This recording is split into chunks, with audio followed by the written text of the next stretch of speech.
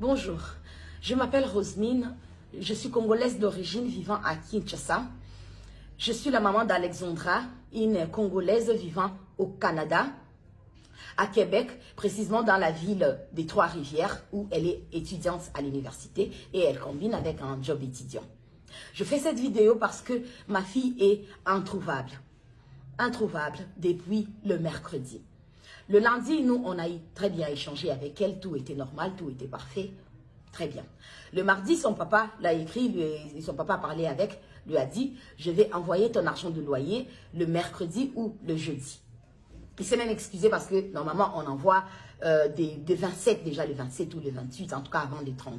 C'est ce que la coloc réclame souvent. Alors, du coup, le mercredi, on n'a pas eu à échanger avec. Le jeudi, son papa a envoyé l'argent le matin. Et après, il a écrit les messages après, comme toujours. Souvent, elle a l'habitude de recevoir et puis dire, ok papa, j'ai reçu, mais là, je suis soit à l'université ou je suis à mon job étudiant. Dès que je finis, soit tout de suite après, je récupère ou bien ma journée, elle sera chargée, je vais récupérer demain comme je n'aurai rien à faire. Ça a toujours été ça. Mais il n'y a pas eu de feedback de sa part. Le jeudi, là, quand on a envoyé l'argent. Mais on s'est dit, bon, comme toujours, parfois elle revient toujours et tout à dire, non maman, tu sais, j'étais un peu occupée, j'étais au boulot et tout, et j'avais examen, j'étais à l'université, j'étais tout ce qui va avec. Parce que parfois il arrive, vous arrivez à parler directement. Quand vous vous appelez ou bien quand vous vous écrivez, parfois aussi il arrive, vous savez, avec les fuseaux horaires, vous pouvez laisser un message et la personne vient vous répondre après ou des heures après, vu le fuseau horaire. Alors, le jeudi, Alex n'a pas fait de signe. Ça nous a inquiétés. Alors, on s'est décidé, non, le vendredi, de contacter sa coloc. Nous, c'était le matin. Eux, là-bas, c'était le matin. Il fallait attendre qu'il se réveille. Nous, c'était à 14 h. Là, il était 14 h, je crois, 6 h chez eux ou 7 h. On appelle Louane. Son papa a parlé avec... Mais moi aussi. Moi, je parle de mon appel à moi, à la maman. J'ai parlé, je dis, allô, Louane, ça va et tout. Ça fait que je n'arrive pas à joindre Alexandra. Elle me dit... oui, ça fait 2 jours que moi je l'ai vu. Moi, personnellement, j'étais à la maison et ça fait 2 jours que je l'ai vu. Et là, ça fait 2 jours, moi, je ne suis pas à la maison. Je suis chez mon copain ou chez mes parents et voilà. Mais vous pouvez me laisser à l'heure de ma pause, j'irai à la maison. Je vais essayer de voir si je vais la contacter, la voir et puis vous revenir vers vous. Je dis, mais là, je suis vraiment très inquiète, Louane. Je ne sais pas. Oui, madame, je vous comprends très bien et tout. Alors, j'attends un peu et tout, et puis je lui rappelle encore et tout. Je ne suis pas encore partie et tout, mais après, je pars, dites-moi dans combien de temps. Non, dans une demi-heure, peut-être je serai, ouais. Je dis, ok, d'accord. Après, tout de suite, après, quand c'est accroche, elle m'envoie un SMS, parce qu'avec avec Louane, je ne parle pas sur WhatsApp, c'est juste l'appel normal et tout. Donc, elle me fait un SMS pour me dire, rappelez-moi, j'ai la suite... et j'ai les nouvelles de mon coloc. Je rappelle tout de suite. Allô?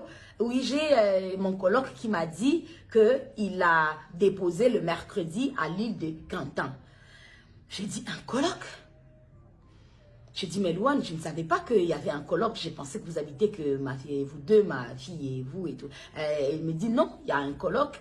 Et après, il y a votre fille, l'autre coloc. Bon, personnellement, je me suis dit, si déjà ma fille ne m'avait jamais dit qu'il y avait un coloc, peut-être elle s'est dit, vous savez, nous sommes des mamans africaines, on est parfois un peu parano et tout, je n'allais peut-être pas accepter qu'elle habite là où il y a un garçon, parce que je savais qu'il n'y avait que la fille ou laquelle, c'est elle la mairesse, qu'on a fait les bails, et voilà.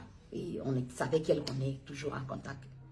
Et sur les vidéos qu'elle avait envoyées, bref, je savais que Alex n'habitait qu'avec Louane. Je n'étais pas au courant du coloc. Bref, ça. Après, elle me dit, je lui demande, passe-moi le numéro du coloc en question. Elle dit non, déjà, je savais qu'il ne va pas vous répondre et tout, parce qu'il a travaillé de nuit, il est rentré, il va dormir. J'ai dit, bon, puisqu'il vient de vous donner l'information maintenant, qu'il a eu Alex, il a déposé Alex à l'île de Cantan. Donc, je pense que je suis sa maman, je suis inquiète. Il peut aussi me donner la même information, comme ça que je puisse parler avec lui. Je vous envoie quand même le numéro, mais je sais qu'il ne répondra pas. Elle envoie le numéro, j'appelle, il décroche pas. Et puis après, finalement, il décroche quelques temps après et j'attends la voix de Louane à côté. Donc, j'ai compris que Louane, elle avait pris justement sa pause en question pour aller à la maison pour vérifier comme elle m'avait dit. Alors, il me dit, oui, j'ai déposé votre fille mercredi à 15h40 à l'île de Cantan. C'est là où j'ai déposé votre enfant. Et c'était la dernière fois que je l'ai vue et elle n'est plus revenue à la maison. Alors je lui pose la question, je dis, mais comment vous savez qu'elle n'est pas revenue à la maison? Parce que sûrement, vous avez des programmes différents. Vous pouvez aussi être à votre truc, vous pouvez être occupé, elle aussi. Il dit, non, moi je suis des 3 h du matin ou des 3 h à 3 h. Je suis plus de temps ici. Donc si elle était revenue, je l'aurais su et tout. Donc, elle n'est pas revenue depuis le jour où je l'ai déposée à l'île des Cantons. Et je me rappelle encore, Louane m'avait dit, pendant qu'on parlait d'abord au téléphone, elle m'a dit, ah tiens, je me rappelle que hier, j'étais venue à la maison, j'ai vu sa chambre, la porte de sa chambre, la porte était ouverte, mais je n'ai pas entendu de bruit, je ne l'ai pas vue elle. Donc, je ne l'ai pas vue elle, la personne. Je dis, ah ok, d'accord. Alors, je leur demande, je dis, s'il vous plaît, contactez la police. Comme ça, plaignez-vous que votre coloc, et vous ne voyez pas votre collègue, vous n'avez pas les nouvelles de votre colloque depuis le mercredi. Alors ils me disent non, on ne peut pas appeler la police parce que la police ne prendra pas en considération les amis que le parent. Donc ça sera mieux vous-même appeler la police et tout. J'ai dit non, mais je préférerais que vous appeliez la police. Maintenant qu'on était en train de parler, ils m'ont envoyé, ils m'ont texté un SMS, le numéro de la police. J'ai dit mais j'aurais quand même aimé que vous aussi, vous appelez la police et après comment je vais appeler la police? Vous dites à la police que sa maman aussi s'est plaint auprès de nous et c'est comme ça qu'on vous appelle pour savoir comment est-ce que, voilà, on fait la plainte en fait, ensemble. Ils ont dit, bon, c'est ils avaient dit au téléphone non, mais bon, après, j'ai raccroché pour moi, trouver la solution de comment trouver à appeler la police. Et après, je reçois le message de Louane qui me dit, voulez-vous me rappeler? J'ai rappelé directement et tout. Elle me dit, la police est là, on a dû contacter la police. Alors je prends la police. Et il me demande, eh oui madame, il pose la question normalement et tout. Quand est-ce que vous avez eu votre fille pour la dernière fois? Comment est-ce qu'elle s'appelle? Donnez-nous son numéro de téléphone, tout ce qui va avec. Et tout, vous savez tout ce qu'on demande et tout. J'ai tout donné, tout ce qui était comme information et tout ça. Et la police m'a dit, rappelez-nous dans 15 minutes.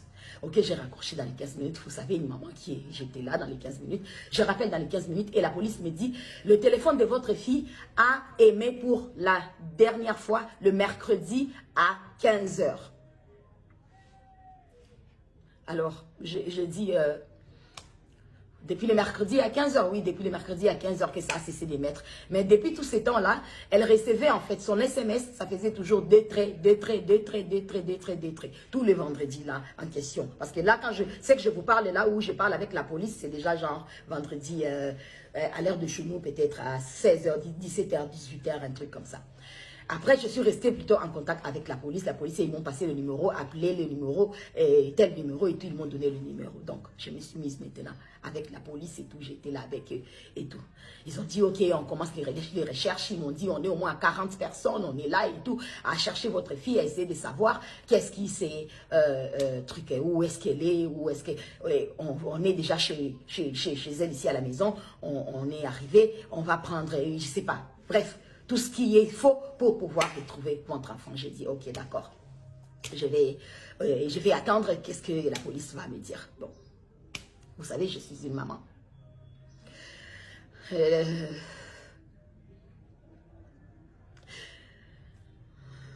J'ai envoyé ma fille au Canada pour aller étudier parce que le Canada, c'est un très beau pays, un très bon pays qui offre des choses tellement meilleures, qui offre la sécurité déjà premièrement.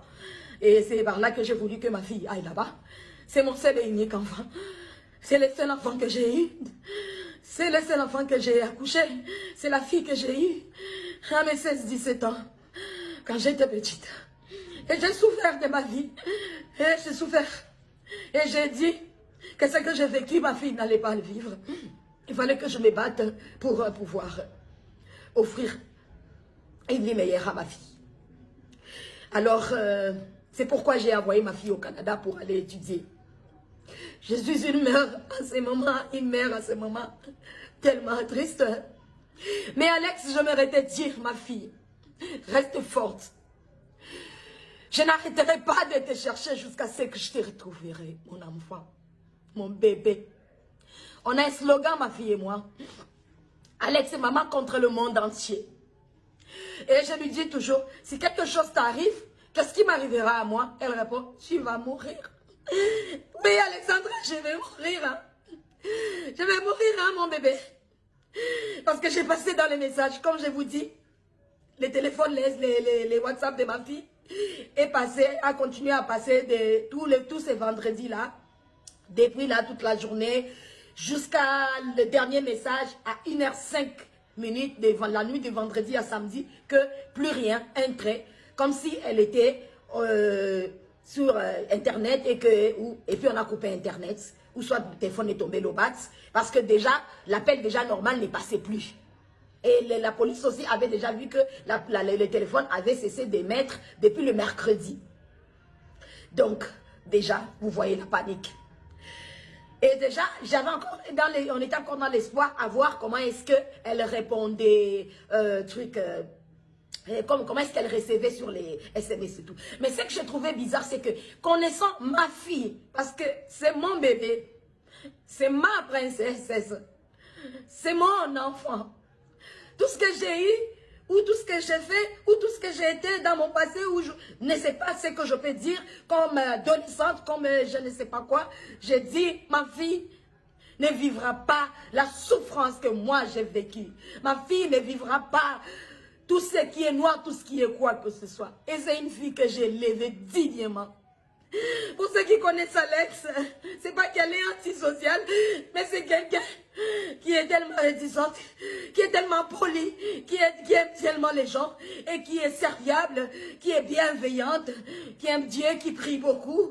C'est une fille que j'ai appris dans la vie de suivre le Seigneur, donc de vraiment de connaître Dieu, parce que Dieu a fait des merveilles pour moi, parce que déjà à arriver à ce que j'ai vécu, et jusqu'à arriver à tout ce que j'ai vécu, elle et moi, tombé à 16 ans, 17 ans, pour, voilà, et puis avoir mon enfant, il faut déjà imaginer qu'est-ce que j'ai dû endurer pour arriver là et tout, à passer par le Cameroun où elle est née, et Congo-Kinshasa, partir Lubumbashi, et revenir ici, et partir en Afrique du Sud où elle a fait les études encore, et après l'envoyer au Canada pour l'université. Donc vous pouvez bien imaginer le parcours que j'ai fait. Donc je me suis donné, battu, bec et ongle. Moi je ne vis que pour mon enfant. Je ne vis que pour ma princesse. Je ne vis que pour mon enfant. Alors je demanderai à toute personne qui pourra avoir des nouvelles, je ne sais pas, des indices, quelque chose qui pourra nous aider, qui pourra aider la police canadienne, parce que la police canadienne, elle travaille, elle continue encore à travailler maintenant, mais je pense que par mon devoir de mère, je ne peux pas rester comme ça. Il faut bien que je fasse... il faut bien que j'alerte le monde. Il faut bien que je ne peux pas rester comme ça meurtrie. C'est pourquoi j'ai fait cette vidéo. Alex, retiens bien que maman n'arrêtera pas de te chercher. Maman n'arrêtera pas de te chercher jusqu'à te retrouver. Non, maman n'arrêtera pas.